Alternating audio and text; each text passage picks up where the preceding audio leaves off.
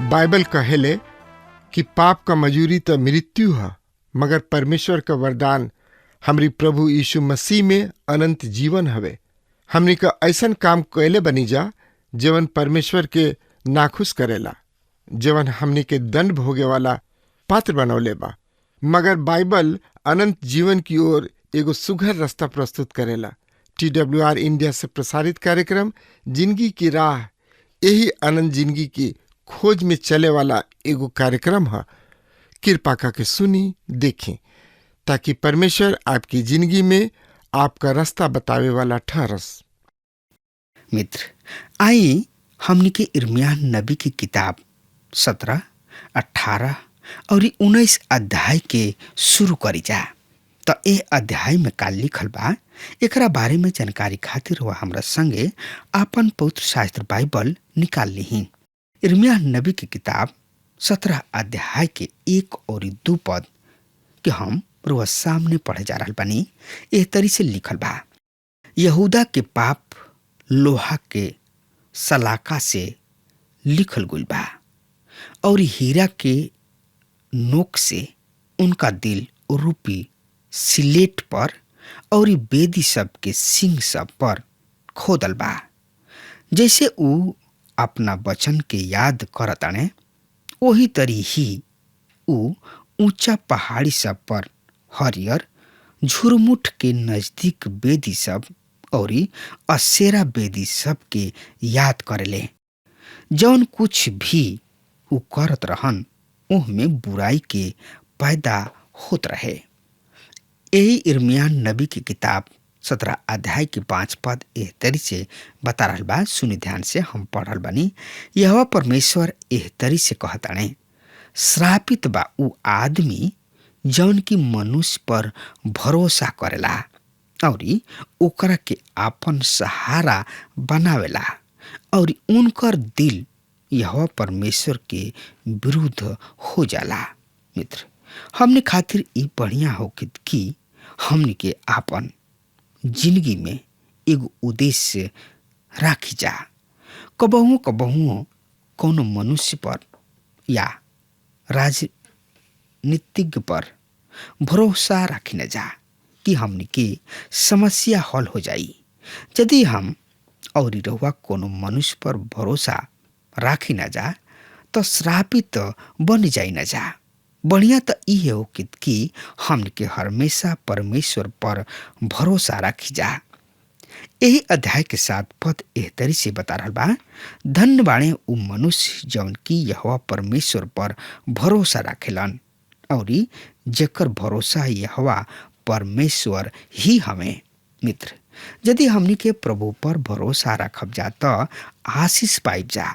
यही अध्याय के 8 पद एह तरी से बता रहा बा, यहोवा ऊ ओह फेड़ के समान हुई हैं जौन की नदी के किनारे लगावल गोइल होखे और जौना के जड़ फैलल होखे।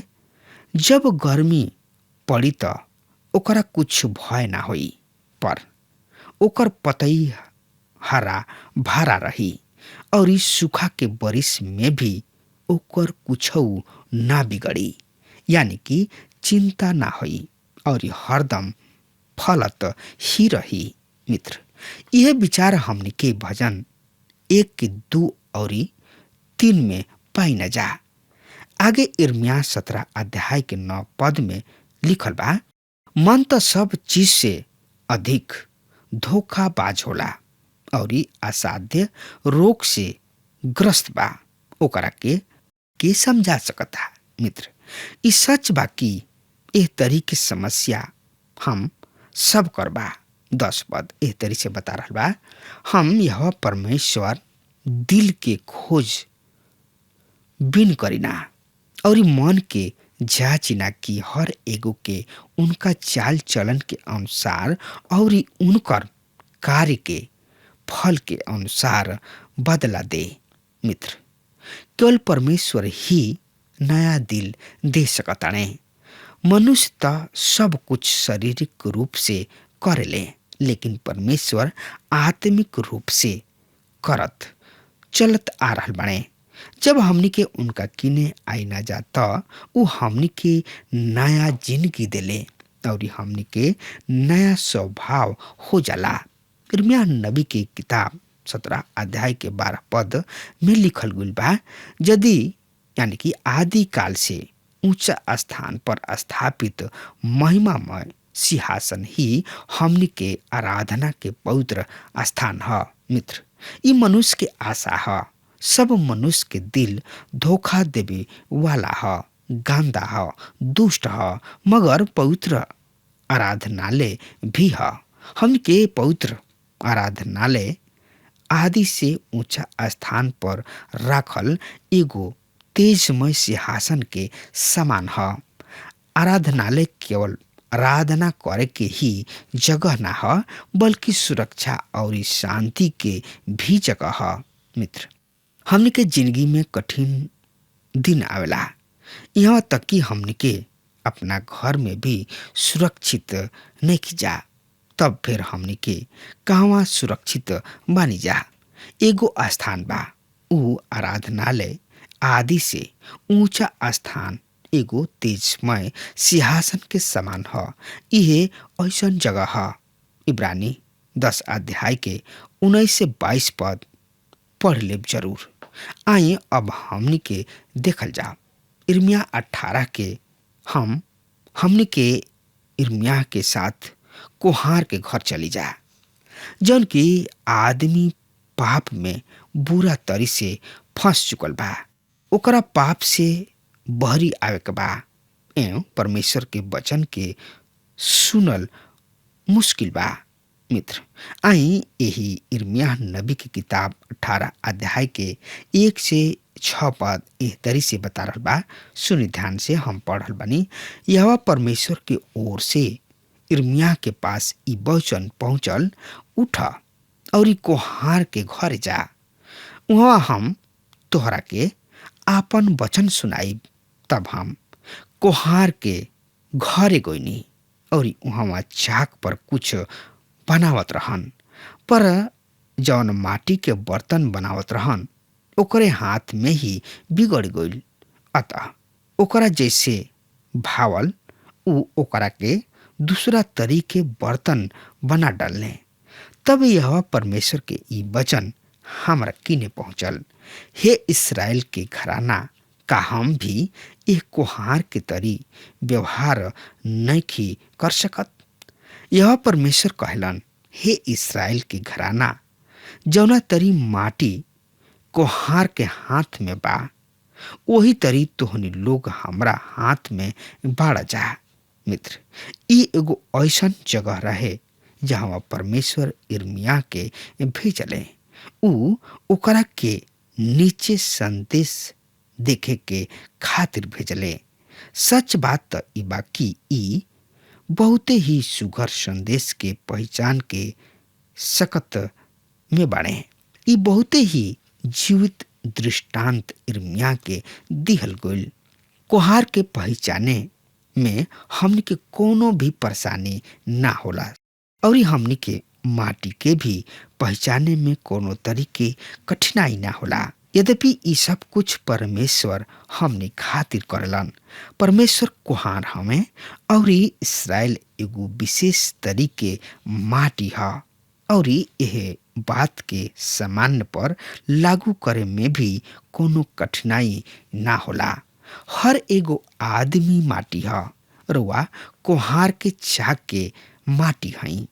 ई सब ओ आदमी सब के खातिर भी सत्य बा जौन की एह दुनिया में अइलन। एह तरीके चित्रण नया नियम में भी कइल गइल बा।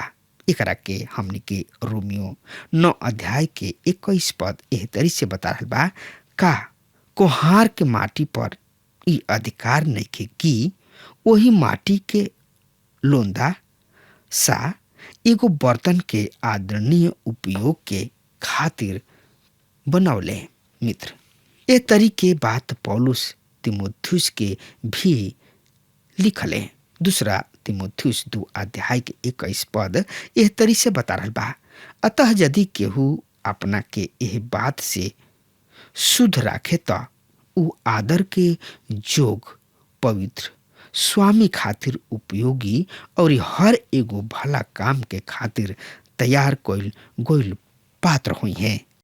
ये अध्याय में हमने के दूगो बात के देखे चाहतानी जा, कोहार के सामर्थ और माटी के व्यक्तित्व बलवान। एगो बलवान कोहार के तरी परमेश्वर माटी के लिहले और ओह माटी से मनुष्य के बना दिहले। पढ़ी हमरा संगे उत्पत्ति की किताब 2 अध्याय के 7 पद में एह तरी से लिखल बा, तब यहोवा परमेश्वर आदम के जमीन के माटी से बनौले और ओकरा नाकी में जिंदगी के सांस के फूक दिहले और आदमी जीवित प्राणी बन गइल। मित्र, परमेश्वर कोहार रहन। आई अब हमनी के कोहार के घरे चली जा और इर्मिया के साथ खड़ा होके कोहार के काम के देखी जा। कोहार किने एगो चाक बा, ऊ पुराना जमाना के ह। ऊ अपना कला से बर्तन के बनावताणे। यहाँ पर जवन की सबसे पहले बात ध्यान देवे जोग बा ऊ इह कि परमेश्वर सर्वभौम हमें, उनकर अधिपत्य ह माटी के ऊपर उनकर अधिकार और उनका अधिकार के कोनो सीमा नइखे। माटी उनका के अपना काम करे से रोक नहीं सकत, ना तो उनका अधिकार के बारे में सवाल पूछ सकता। माटी उनका इच्छा के सामना नहीं कर सकत, ना ही उनका योजना में कोनो परिवर्तन ही ले आ सकता। माटी उनका से बात नहीं कर सकत। हम रुआ के एगो कहानी बतावे चाहतानी। एगो छोट बाचा रहले, हाँ, उ माटी में खेलत रहले। उ एगो आदमी बनावे के कोशिश करत रहन। उ कोशिश कैलन और बना भी लिहलेस, मगर उनकर महतारी एकरे बीच में बोला लिहली और उ छोड़ के जाए के ना चाहत रहन। केवल ओह आदमी के एगो हाथ बनावल ही बाकी रह गइल रहे। जब वो बाजार में अपना बाबू महतारी के साथ गइलन त पौले की वहां पर एक ही हाथ के आदमी बैठल बाने। उ लइका उनका से पूछले, तू यहाँ कब आगुला? हम तो तोहरा दूसरा हाथ के भी बनावे चाहत रही। कोहार के चाक पर राखल गुल माटी अपना आप से चल के कहीं नहीं खिंचा सकत, ना ही ऊ बात ही कर सकता। चाक पर राखल गुल माटी कुछ भी नहीं कर सकत। ऊ कोहार के हाथ में बा, जैसे ऊ चाहस ओसन बना सकताणे। ए तरीके फोटो सार्वभौमिक परमेश्वर के रुआ कभी नहीं खिपा सकत। और आज काल हमनी के लइकन बच्चन के एह बात के सामना कर रहल बाड़े, काहे कि इस समय अधिकार के समय है। आजकल हमनी के स्वतंत्रता के बारे में बहुते बात सुने में आवला और हर समूह स्वतंत्रता के बात करलन। उ स्वतंत्रता के खातिर सामना करे चाहेलन। उ अपने चुनाव में भी स्वतंत्रता चाहेलन। ऐसन लागेला कि हमनी के परमेश्वर के स्वतंत्रता के बारे में भूल चुकल बाणे। आज कल लोग केवल अपना अधिकार के खातिर विरोध करलन। सब कुछ उनका ऊपर निर्भर करता और ऊ जवन कुछ ऊ चाहलन उहे करलन।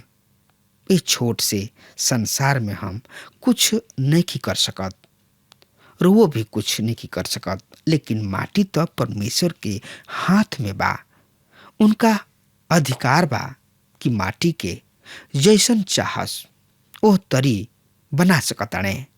उनका के केहू के जवाब देवे के जरूरत नहीं है, बस उनका किने पूरा पूरा अधिकार बा।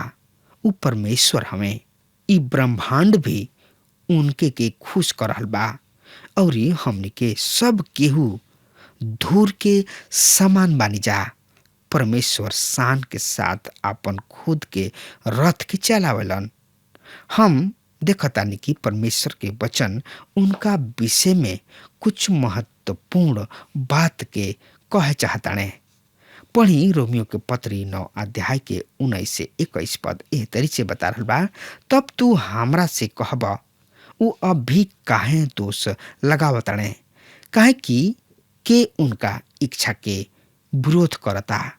एकरा विपरीत हे मनुष्य, तू के ह जौन की परमेश्वर से प्रतिवाद करलन। का गढ़ल गोल चीज गढ़े वाला से ई कहीं कि तू हमरा के ऐसन काहे बनौला।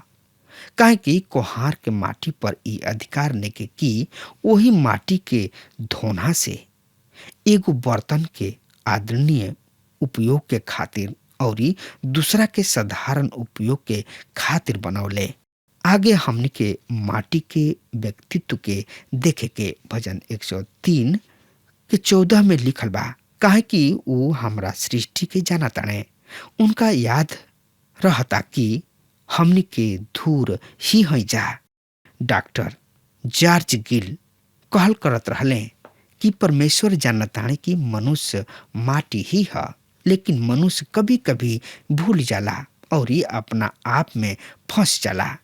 जब धूर अपना आप में फंस जाला तो माटी है। सच बा कि आदमी के अपना आप के भूल जाई न जा कि हमनी के का हो जा, मगर परमेश्वर जानताने हम जाग के माटी पर राखल गोइल माटी हो जा। माटी के कोनो आपन इच्छा ना हो, ओकरा किने प्रभुत्व के कोनो अधिकार नइखे। ऊ असहाय ह, निराश ह। पढ़ी इफिसियो 2 अध्याय के 1 पद ए तरी से बता रहल बा। तू जौन की ओ अपराध सब के और पाप के कारण मुअल रह। और अध्याय के 12 पद ए तरी से बता रहल बा। याद कर कि तू लोग समय मसीह से अलग और इस्राएल के प्रजा कहाए गोइला से वंचित रह। प्रतीक्षा कइल गोइल वाचा सबके भागीदारी ना रह और आशाहीन तथा संसार में परमेश्वर रहित रह लोग। रोमियो 5 अध्याय के 6 पद एह तरी से बता रहल बा। जब हमनी के निर्बल ही रह जा, तब ठीक समय पर मसीह भक्तिहीन सबके खातिर मुअले। मित्र, ये सब के जानल बहुत ही जरूरी बा कि हमनी के परमेश्वर सर्वभौमिक परमेश्वर हमें और हमनी के सब केहू माटी हई जा। हमनी के तो आपन पाप और अपराध सब में मरल पड़ल बानी जा। पढ़े रोमियो 9 अध्याय के 16 पद एह तरी से बतावता। अतः ये ना तो चाहे वाला पर और ना दौड़ धूप करे वाला पर जे दया कर ले। उ मूसा से कहताने। रोमियो 9 अध्याय के 15 पद एह तरी से बता रहल बा। काहे कि उ मूसा से कहताने, हम जौना पर चाही वही पर दया करब और जेकरा पर चाही ओकरे पर तरस खाइब। मित्र, जब परमेश्वर मूसा से निवेदन कैलन, परमेश्वर उनका से कहलन, मूसा हम तोहार सुनब।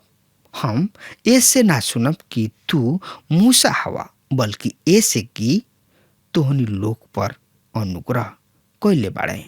ए कारण परमेश्वर उनकर सुनले।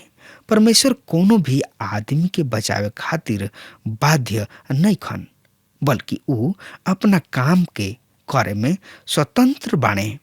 ऊ धर्मी हमें और पवित्र हमें। इस संसार खोवल संसार ह और ऊ वही तरी रह सकता। केहू के भी सवाल करे के अधिकार नइखे। अब रउआ सीखे के दूसरा ओर देखी। अब हमनी के माटी के सामर्थ के विषय में बातचीत करे के। माटी कोहार के चाक पर रखल जाले। जब कोहार चाक के चलावेला तो ऊ ना चला। ई चाक परिस्थिति के चाक ह। हम इस बात पर विश्वास नहीं करत कि जिंदगी के सब बड़ निर्णय कलीसिया के भवन में लिहल जाला। हम समझतानी कि ई निर्णय कहीं भी लिहल जा सकता, चाहे स्कूल होखे या कारखाना होखे या जिंदगी के कोनो मोड़ पर। कोहार माटी के काम कहाँ कर रहल बा। एगो जगह बा जहाँ पर ऊ रउआ साथ काम कर रहल बाणे। हमनी के ऐसना संसार में रह रहल बानी जा जहाँ पर ऐसन प्रतीत होता कि हमनी के जिंदगी के कौनो उद्देश्य नइखे, कौनो मतलब नइखे, कौनो माने नइखे। एगो बहुते बड़ भीड़ बा जौना के अपना जिंदगी के उद्देश्य ही मालूम नइखे, अपना जिंदगी में भ्रमित बा। कोहार के चाक से थोड़ा दूर होके विचार करी। पहला जौन की माटी रहे ओकर कोनो आकार ना रहे, लेकिन का भइल? अब उ माटी कोहार के हाथ में बा। अब वो परिस्थिति के चाक घूम जाले और ओकरा के मोड़ के बर्तन बना देले और बर्तन तैयार हो जाला।